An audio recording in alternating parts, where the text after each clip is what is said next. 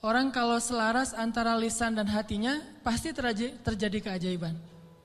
Kalau ketika kita berdoa, hati kita yakin seutuhnya kepada Allah, pasti Allah gak akan ngecewain kita. Gak mungkin. Allah itu gak mungkin mengecewakan kita.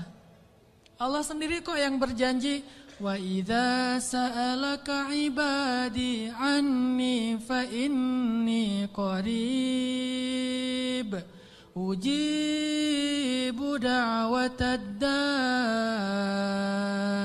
Itu Allah yang bilang, ujibu da'watad da'. Aku tuh dekat. Artinya berharaplah kepadaku gitu. Dan aku akan mengijabah setiap orang yang meminta kepadaku.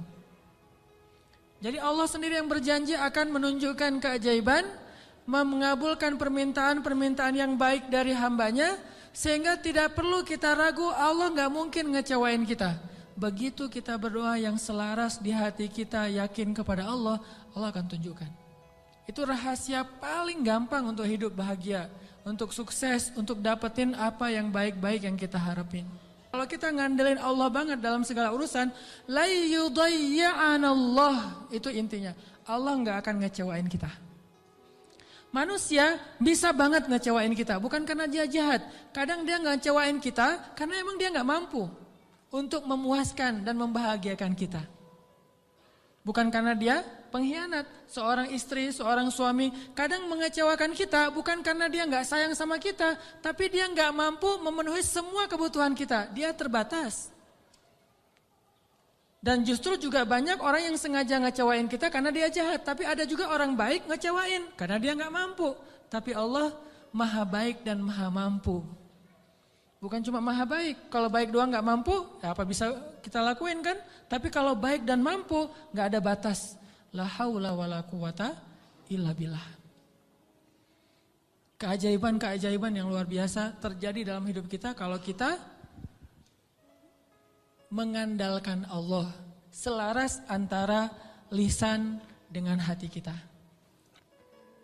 Andalkan Allah. Gimana caranya biar kita dapat keajaiban?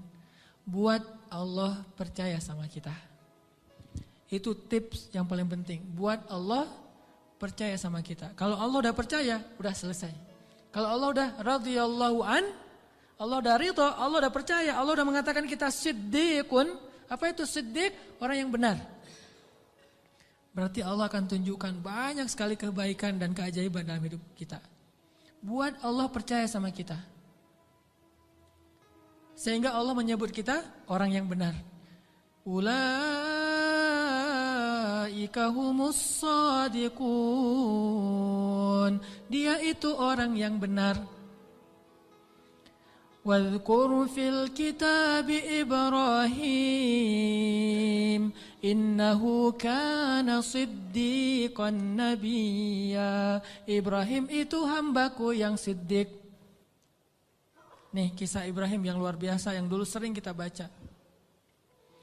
Ibrahim itu by the way orang mana? Orang mana Ibrahim teh? Orang Irak. Ibrahim aslinya dari Irak. Dari Basrah. Mirip dengan Imam Hasan Al-Basri, Basrah. Jadi Ibrahim itu orang Irak. Lalu berdakwah di Irak. Di usia 17 tahun tuh udah mulai kayak kita lah anak ABG tapi udah hijrah. Hijrah pemikiran tapi bukan hijrah dari dosa kepada yang baik. Hijrah pemikiran. Dari awalnya mikirnya macam-macam, agak liar gitu. Wah ini Tuhan saya, yaitu matahari. Ini Tuhan saya, yaitu bulan. Ini Tuhan saya, yaitu bintang. Kan liar ya. Sampai akhirnya ini semuanya tenggelam. Tuhan saya adalah pencipta semua ini. Dan di usia segitu beliau ditaruh di dalam api dan yakin banget kepada Allah. Dia punya seorang ayah namanya Azar. Azar ini seniman nyeleneh. Kalau seniman doang masih mending kan? Ini udah seniman nyeleneh. Kalau seniman doang dia dengan artnya, dengan seninya itu hak dia. Tapi ketika dia nyeleneh, gimana? Dia membuat patung lalu menyuruh orang untuk menyembah patung buatannya. Dan dia juga tokoh agama yang ngajarin cara nyembah patung buatannya, ngajarin doa-doanya, sehingga orang menyembah patung buatan Azar. Lalu dia punya kedudukan di sisi rajanya, Namrud. Sehingga ketika anaknya berdakwah di sana, kedudukan Azar ini terancam. Akhirnya dia diusir. Ibrahim diusir dari Irak, disuruh pergi atau dibunuh. Akhirnya berangkatlah Ibrahim bersama 2 orang. Satu istrinya yang terkenal sangat cantik. Sampai para ulama mengatakan belum pernah Allah menurunkan seorang wanita cantik di muka bumi secantik Sarah. Itu perempuan paling cantik yang pernah ada di muka bumi. Kalau yang paling sempurna Asia, Maryam, Khadijah, Fatimah. Tapi kalau yang cantiknya kayak Nabi Yusuf, itu Sarah tuh. Kalau laki-laki ganteng, Yusuf. Kalau perempuan cantik itu Sarah. Simbol kecantikan perempuan di muka bumi. Bukan siapa yang di Mesir teh? Cleopatra. Cleopatra kalau di film-film mah agak-agak hitam ya. Kurang menurut saya mah.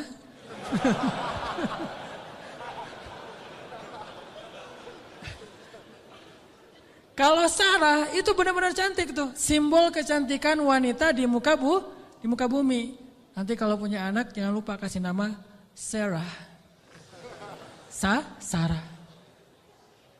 Nah, ditemani oleh Sarah, istri tercantik. Dan seorang murid yang kelak juga jadi nabi, namanya Lut alaihissalam.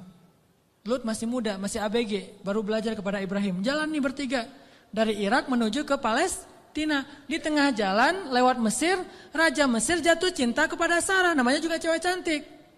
Untung gak ada adegan ngiris tangan kayak Yusuf ya. Ngelihat Sarah, wah gitu, enggak. Karena dia bukan nabi, tapi cantik banget. Sampai raja aja yang di Mesir banyak cewek cantik, tapi masih jatuh cinta kepada Sarah. Saking cantiknya Sarah.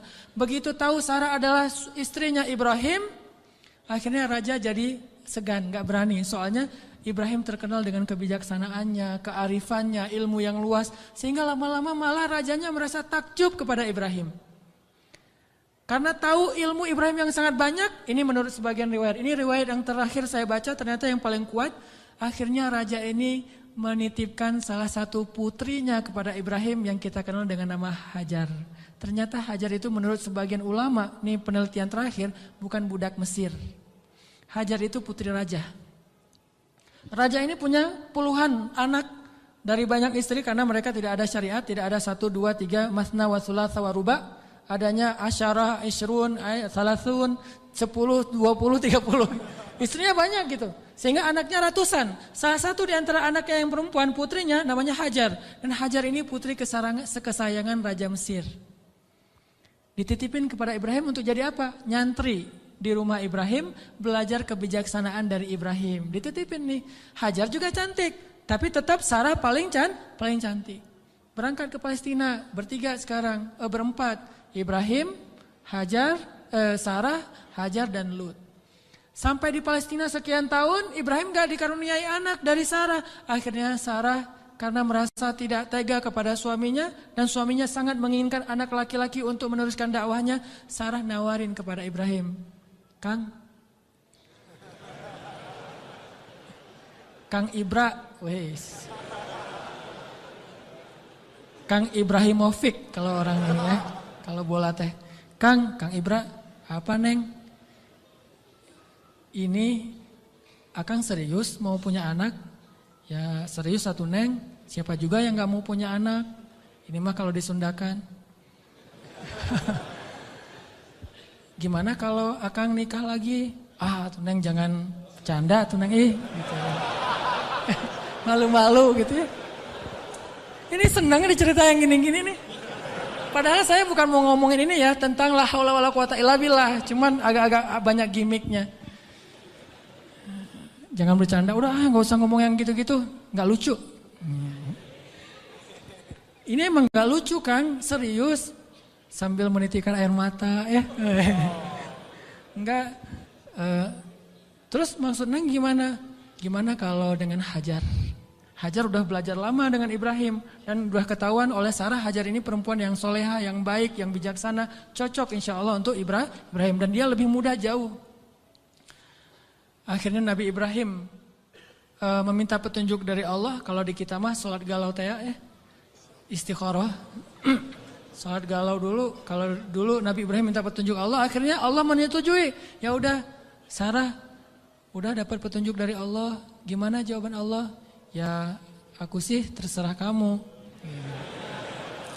Atau aku sih yes, nggak tahu kalau kamu gitu ya. Ya udah kalau Mas Anang yes, saya juga yes gitu. Akhirnya yes, nikah nih sama Hajar. Udah nikah sama Hajar, langsung Hajar mengandung anak Ismail.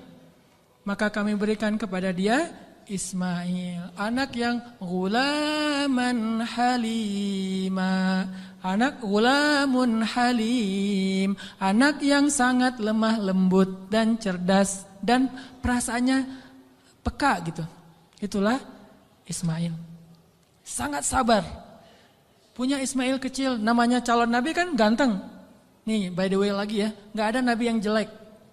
Semua nabi itu keren. Maka insya Allah da'i-da'i juga para pewaris Nabi harus keren. Ini maksudnya apa sih? Nabi itu semuanya keren gitu ya. Jadi jangan pernah ngebayangin ada Nabi yang biasa-biasa aja, tua, jelek. Semua Nabi itu keren-keren karena dia dutanya langit. Kita duta produk aja cari artis yang paling keren kan? Apalagi Allah nyari dutanya langit. Keren. Ismail kecil tuh udah luar biasa. Aura kenabiannya tuh udah kelihatan. Sehingga akhirnya membuat Sarah. Ini mungkin ada benarnya juga kata orang dulu.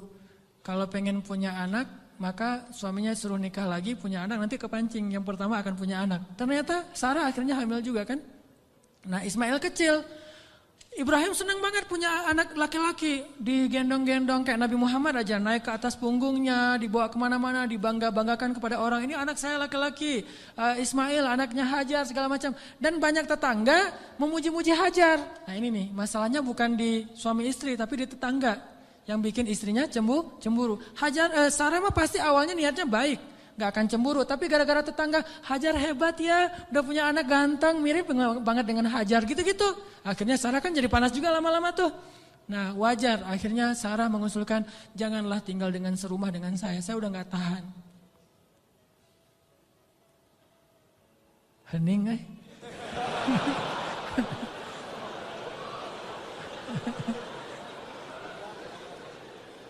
Deg-degan dengar kayak gini, kayak film horor. Kata Sarah, wahai, lupa bukan wahai, Kang Ibra, Neng teh udah gak tahan serumah sama Hajar. Kenapa tuh Neng? Ya semua tetangga muji-muji Hajar. Aduh Neng teh apa itulah? Oh ya udah, minta lagi petunjuk Allah. Akhirnya Allah kasih perintah. Perintahnya apa? Pindah rumah. Tapi nggak tanggung-tanggung, pindah kota, pindah negara dari Palestina ke Saudi Arabia, dulu namanya Bakkah. Wahai Ibrahim, bawa Hajar dan anakmu ke sebuah lembah Bakkah. By the way, perjalanan dari Palestina ke Mekah butuh waktu 2 jam naik pesawat. 2 jam naik pesawat itu kurang lebih dari Jakarta ke Medan atau Jakarta Surabaya. Tapi Ibrahim tidak naik pesawat, tidak naik buruk, tidak naik onta, nggak naik kuda, jalan kaki. Apakah Hajar protes? Kemana Kang Ibra? Pokoknya ikut aja lah, gitu. Oh iya, udah ikut aja. Nggak pernah nanya kemana, ini saya aja tadi nanya. Nggak pernah nanya kemana ya Ibrahim, nggak. Kata Ibrahim, ya Hajar dapat perintah dari Allah kita ke lembah Bakkah, ikut. Ya sami'na wa ata'na. Gak pernah nanya kemana, gak pernah naik apa, terus bekalnya gimana, terus gak ada rest area di mana aja, di kilometer berapa. Enggak, udah aja jalan gitu. Coba bayangin suami bawa istri, kadang-kadang kesasar muter-muter, istrinya langsung, wah papa gak tahu jalan, pakai ini atuh GPS. Gak sabar ya. Atau suami ngajak jalan kemana gitu, udah mama turun di mall ini aja, nanti dijemput lagi gitu kan. Minta dijemput di mall. Kalau Hajar enggak, mau naik apa, kemana, sami'na wa ata'na kepada suami. Ini supaya Allah percaya sama Ibrahim dan Hajar. Jalan, kira-kira dari dari Jakarta ke Surabaya jalan kaki berapa lama? Atau naik skateboard aja deh. Jalan kaki berapa lama? Tebak aja deh, 1 bulan ya, perjalanan 1 bulan. Gak ada rest area sama sekali. Makanannya apa yang dibawa sebagai bekal? Roti keras yang kalau dimakan itu harus direndam dulu dengan air. Saking kerasnya roti supaya awet gitu. Jadi kalau udah sampai di oasis kecil, Nabi Ibrahim turun duduk bersama istrinya, bersama bayinya, rendam roti dulu sambil ngobrol-ngobrol. Wah, padang pasir. Ya iyalah, apalagi gitu. Direndam nih roti sampai akhirnya rotinya udah agak lembut, makan. Hajar ngasih ke anaknya.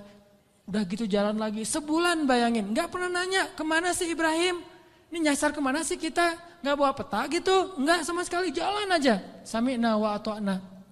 Begitu sampai di sebuah lembah yang kata Allah, biwadin ghairi dhi zar'in 'inda baitikal muharram. Di sebuah lembah yang tidak ada pohon apapun. Pohon yang di tempat lain di padang pasir aja tumbuh, ini nggak tumbuh sama sekali saking tandusnya. Udah sampai di lembah itu, kemudian Ibrahim mengatakan, disinilah tempat kita. Ini rumah kedua kita. Hajar nggak pernah banding-bandingin.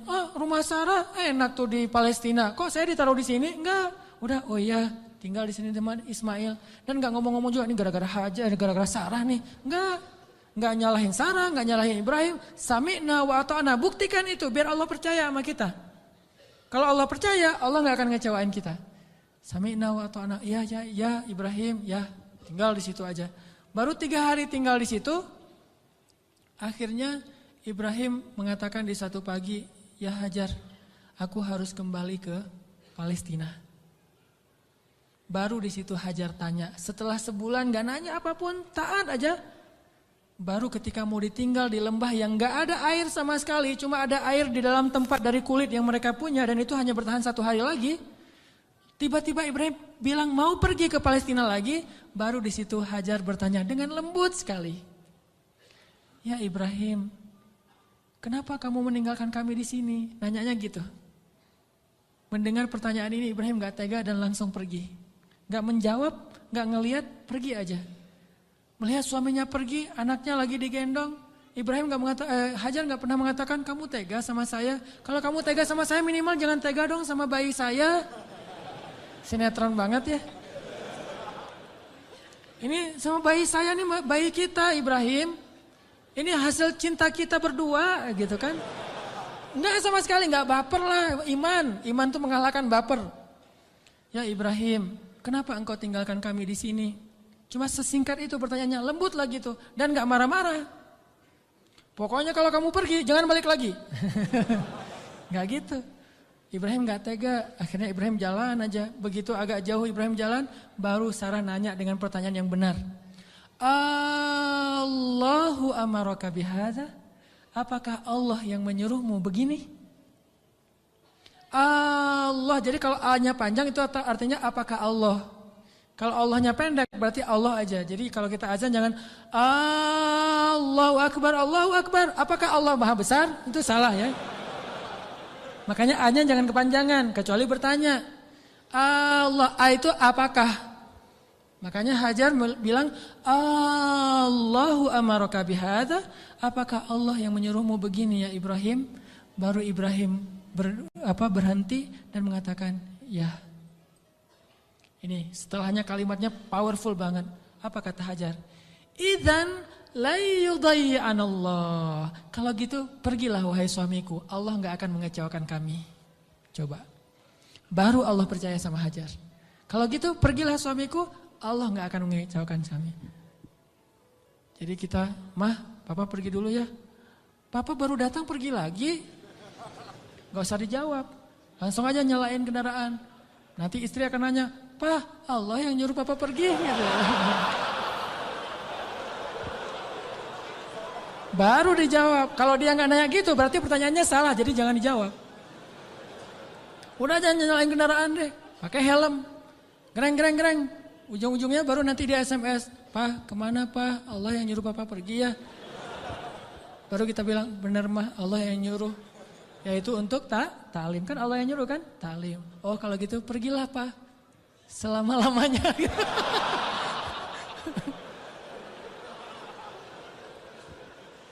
Allah gak akan mengecewakan kami, kata Hajar teh. Idzan la yudayyi'anallah. Kalau gitu Allah tidak akan mengecewakan kami. Itu kata kuncinya tuh. Dan itu enggak ngomong dengan gombal ke Allah. Allah Maha tahu isi hatinya Hajar radhiyallahu anha. Makanya Allah percaya banget sama Hajar. Akhirnya pergilah Ibrahim. Gak ngomong, ya suamiku jangan lupa kirim SMS ya.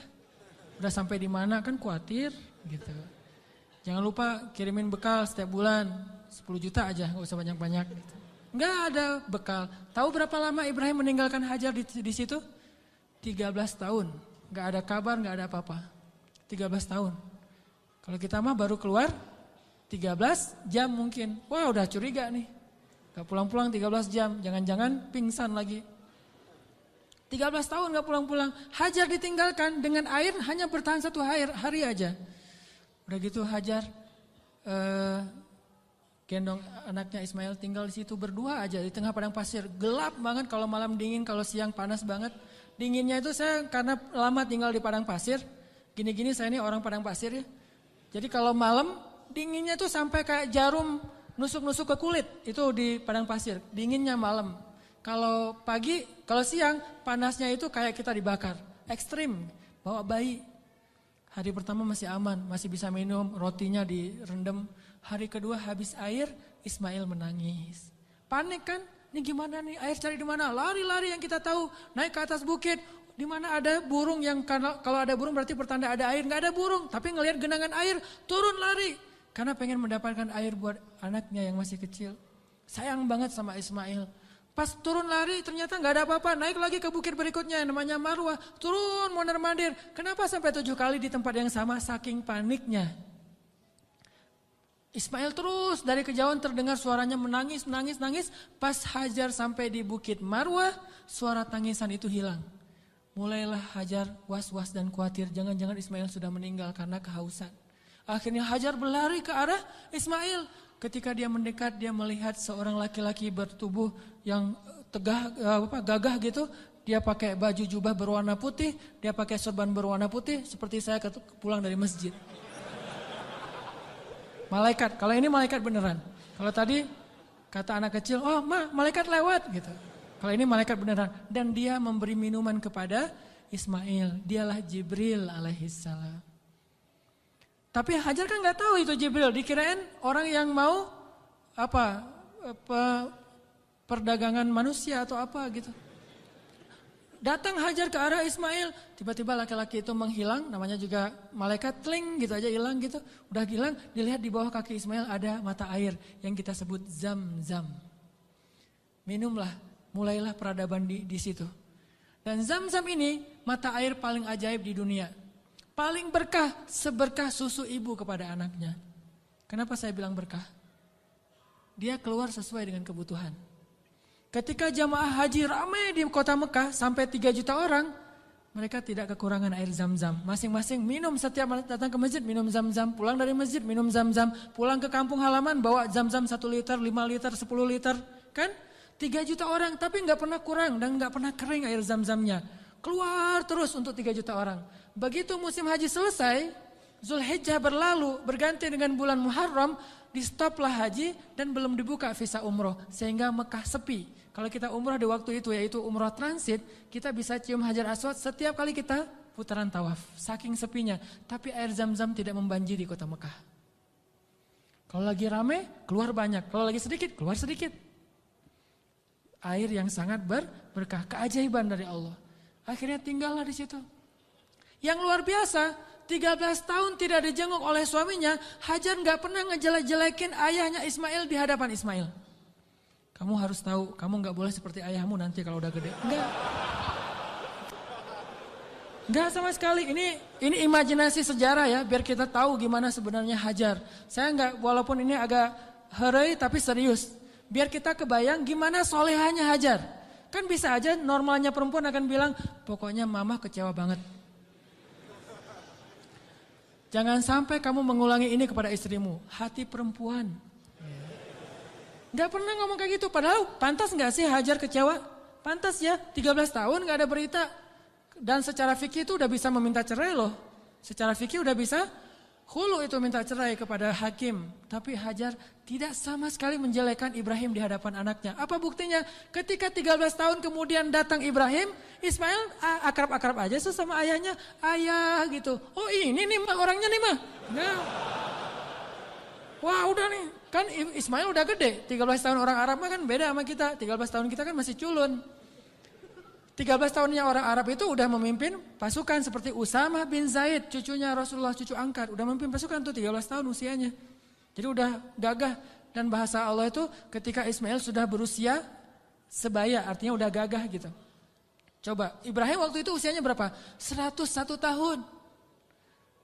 Ketemu kakek-kakek 101 tahun. Mah, yang mana orangnya? Ini. Kan bisa aja kan? Enggak. Mah, siapa itu? Itulah ayahmu Ibrahim, wahai Ismail. Ayah, langsung datang, cium tangannya. Ayah, gitu. Enggak ada seuson sama sekali. Itu hasil pendidikan Hajar yang luar biasa loh kepada anaknya. Dan bukti yang lebih berat lagi, 3 hari kemudian, Ibrahim mimpi menyembelih anaknya. Dan tahukah kita apa jawaban anak itu? Wahai ayahku tersayang. Bahasanya, ya abati. Bukan, ya terserah ayah deh. 13 tahun ditinggalin, sekarang mau nyembelih lagi. Ini bukan hasil pendidikan Ibrahim nih. Ini anak hasil pendidikan Hajar banget nih. Bukan Ibrahim yang mendidik dia, tetapi Hajar. Ibrahim mendoakan dia. Pelajarannya apa? Pendidikan anak yang paling berpengaruh itu dari ibu. Tapi doa adalah dari ayah. Rabbi habli minas solihin. Ibrahim yang mendoakan dia dari langit. Hajar yang mendidiknya di bumi. 13 tahun akhirnya kata dia, ya abati, wahai ayahku tersayang. If'al ma tu'mar, lakukan apa yang diperintahkan kepada ayah. Satajiduni insyaallah minas sabirin. Akan engkau dapati aku termasuk orang yang bersabar. Jadi gak mau nyusahin ayahnya dalam menjalankan perintah Allah. Dia tahu ayah yang nabi. Jadi jangan sampai ayah saya susah gara-gara saya yang gak rela. Saya rela banget wahai ayah. Yang penting ayah taat sama Allah. Saya akan bersabar wahai ayah. Coba kalau Ismail bilang, apa gak salah ya? Kok mimpinya aneh-aneh gitu? Pasti godaan setan deh. Gitu kan? Atau yang lebih ekstrim lagi, ayah tega.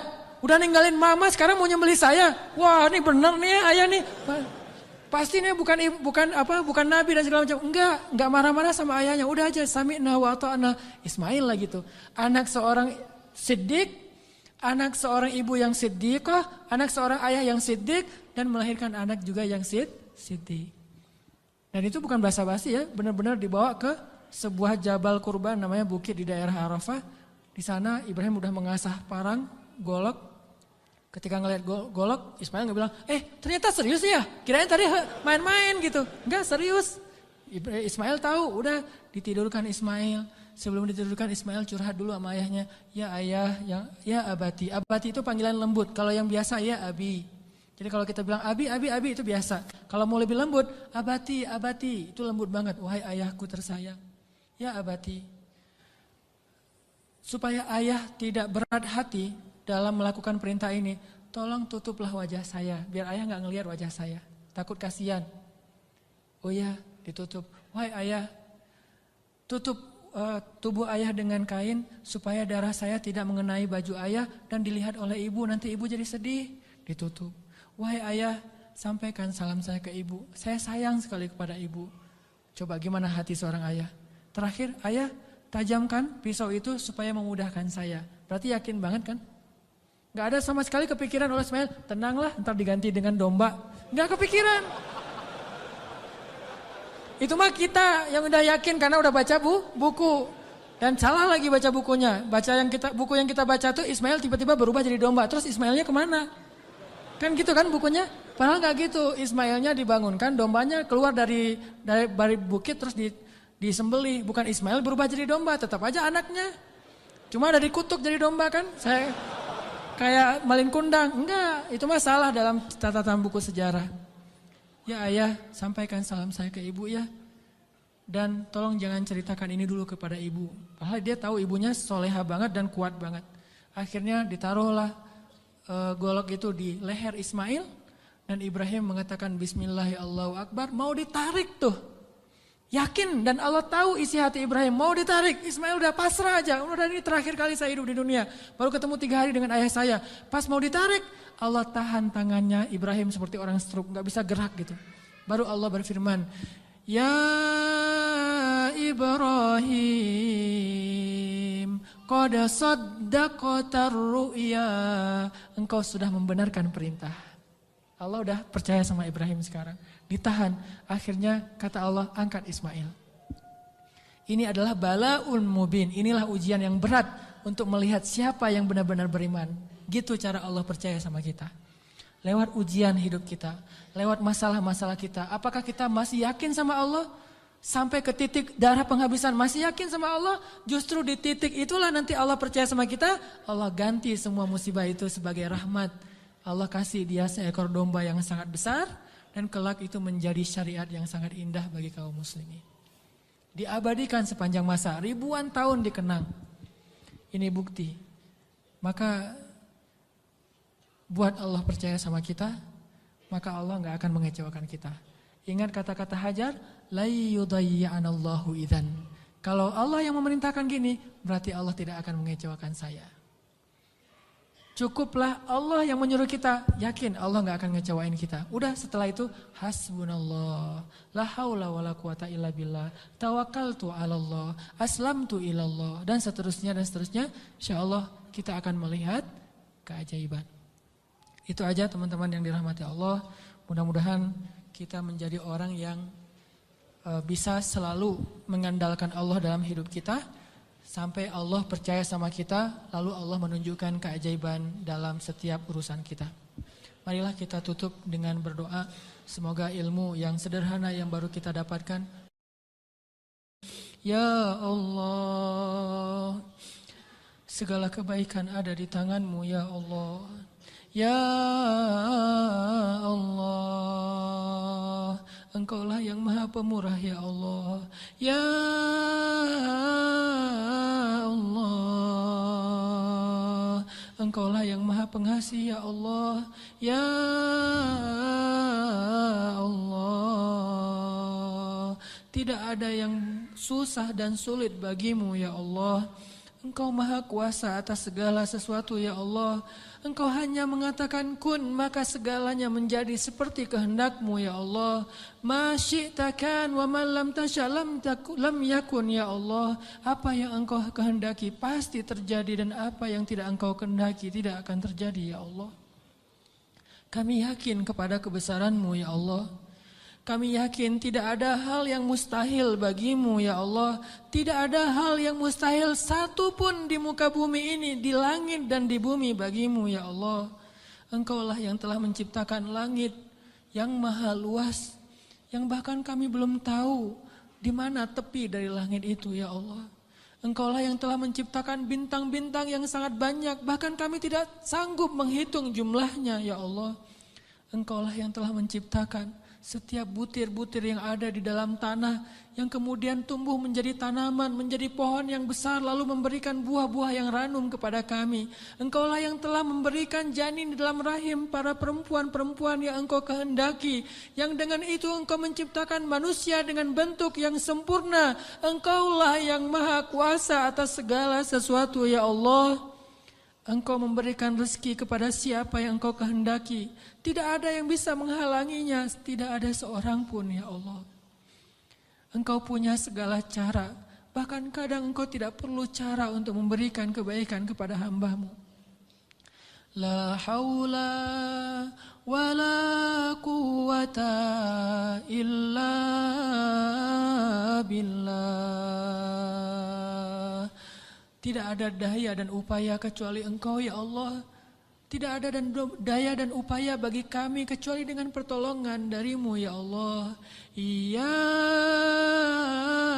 na'budu wa iyyaka nasta'in. Wa iyyaka nasta'in.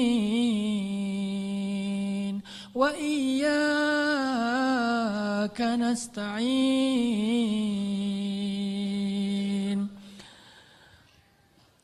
Ya Allah, sesungguhnya salat kami, ibadah kami, ruku dan sujud kami, hidup kami persembahkan untuk-Mu ya Allah.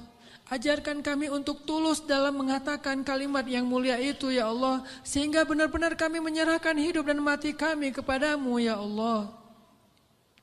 Inna salati wa nusuki wa mahyaya wa mamati lillah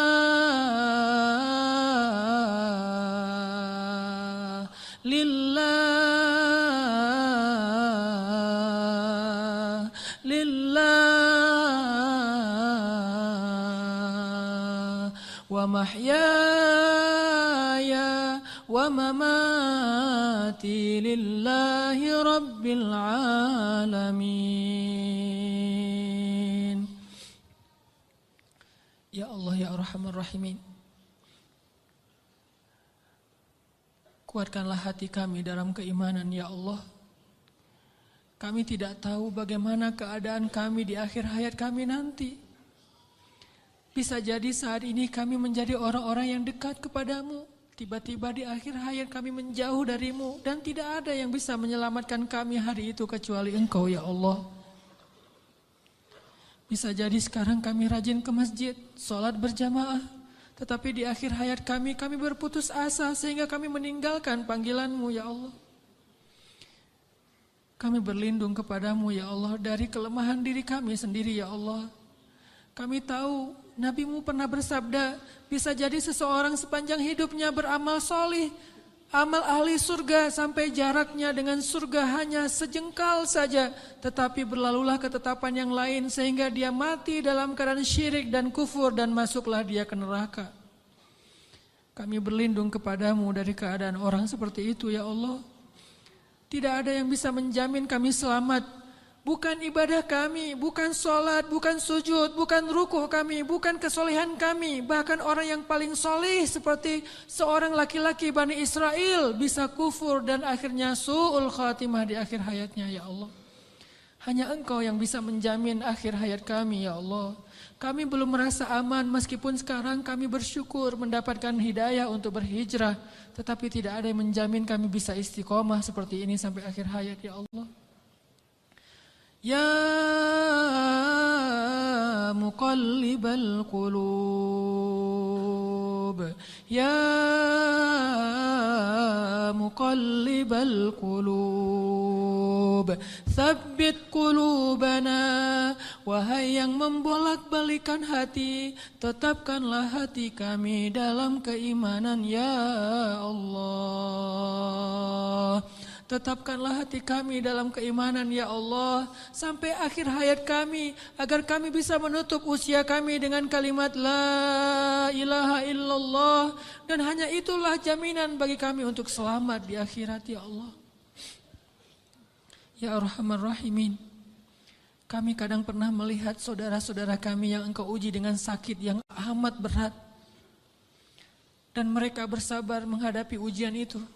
Mereka miskin, lalu Engkau uji dengan sakit yang bahkan banyak para dokter mengatakan mungkin tidak akan sembuh lagi. Dan mereka hampir tidak punya harapan untuk sembuh, tetapi mereka bersabar dan ridho dengan ketetapan-Mu.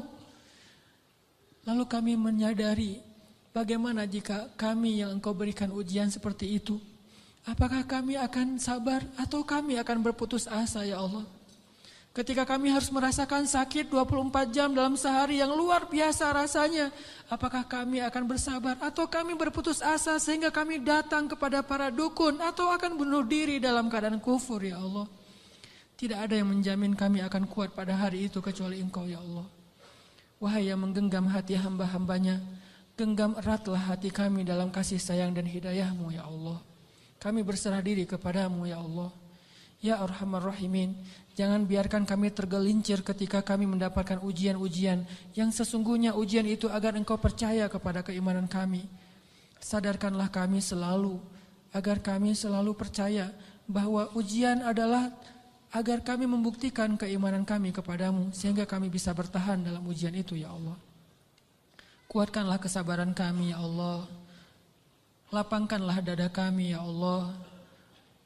Bimbinglah fikiran kami agar selalu berhusnuzon kepadamu dan kepada hamba-Mu ya Allah. Ya Arhamar Rahimin, bantulah kami dalam segala masalah kami ya Allah.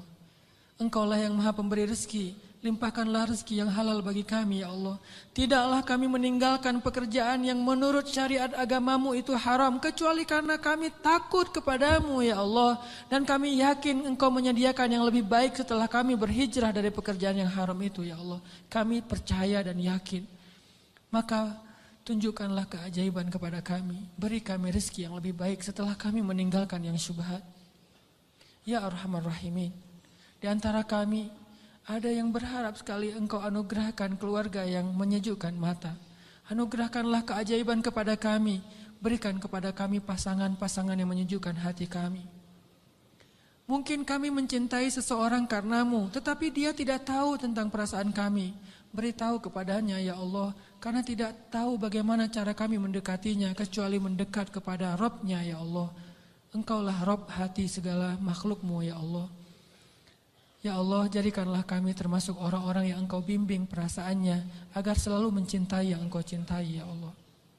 Ya Arhamar Rahimin, anugerahkanlah juga untuk kami. Jika di antara kami ada yang sedang sakit, beri kami kesabaran dan kesembuhan ya Allah. Jika di antara kami ada yang telah wafat, maka rahmatilah saudara kami yang telah kembali kepadamu ya Allah. Ya Arhamar Rahimin, ampunkanlah dosa ayah dan ibu kami ya Allah. Bagaimanapun juga, karena jerih payah, keringat, darah, air mata mereka, kami tumbuh menjadi orang yang seperti sekarang ini ya Allah. Menjadi orang yang insya Allah dengan seizinmu menjadi orang yang bahagia ya Allah. Karena perjuangan orang tua kami lah akhirnya kami bisa hidup layak ya Allah. Walaupun kami sering mengkufur dan mengingkari kebaikan orang tua kami ya Allah. Ya Arhamar Rahimin, kami tidak sanggup membalas kebaikan orang tua kami. Kami hanya mampu mendoakan kebaikan untuk mereka ya Allah. Ampunkanlah dosa ibu kami ya Allah. Ampunkanlah dosa ayah kami ya Allah. Ampunkanlah dosa guru-guru kami ya Allah. Ampunkanlah dosa pasangan kami, suami dan istri kami ya Allah. Ampunkanlah dosa anak-anak kami ya Allah. Ya Arhamar Rahimin, tunjukkanlah mujizat-Mu untuk kaum muslimin di Gaza. Tunjukkanlah mujizat-Mu untuk kaum muslimin di Palestina. Tunjukkanlah pertolongan-Mu seperti Engkau menolong Ahlu Badar dengan menurunkan ribuan malaikat kepada kaum muslimin di Suriah ya Allah. Tidak sulit bagimu untuk menolong saudara-saudara kami yang ada di Suriah. Senjata-senjata orang kafir tidak ada apa-apanya dibandingkan kebesaran-Mu ya Allah. Kami percaya kepada kemahaagungan dan kekuatan-Mu yang tidak ada bandingannya ya Allah. Engkau dengan mudah menghancurkan pasukan Ahzab. Engkau dengan mudah membobol benteng-benteng Konstantinopel. Engkau dengan mudah menghancurkan orang-orang kafir di padang Badar. Engkau dengan mudah menghancurkan benteng-benteng Yahudi di Khaybar. Mudah bagimu ya Allah. Sangat mudah bagimu untuk menghancurkan orang-orang yang memusuhi kaum muslimin. Tapi kami sadar, jika Engkau memberikan ujian kepada kaum muslimin hari ini, sesungguhnya Engkau menginginkan agar kami menunjukkan persaudaraan di antara kami. Agar kaum muslimin yang ada di Indonesia berempati dan mereka mau membantu saudaranya di Palestina, Suriah, Irak, Yaman dan seluruh dunia ya Allah. Engkau ingin menghubungkan hati-hati kaum muslimin dengan ujian ini. Kami tahu ya Allah. Tetapi kami tetap berharap bantuan dan kasih sayang-Mu ya Allah. Sadarkanlah kaum muslimin. Mungkin tidak banyak berita yang menyiarkan tentang keadaan saudara kami di Suriah. Tetapi hati kami tidak tertutup untuk mereka ya Allah. Ajarkanlah kaum muslimin untuk menyayangi saudaranya seperti satu jasad ya Allah. Berikanlah kemampuan kami untuk bisa membantu kaum muslimin di seluruh dunia. Dan bantulah kaum muslimin di seluruh dunia dengan kesabaran, dengan ketabahan, dengan kekuatan dari-Mu ya Allah.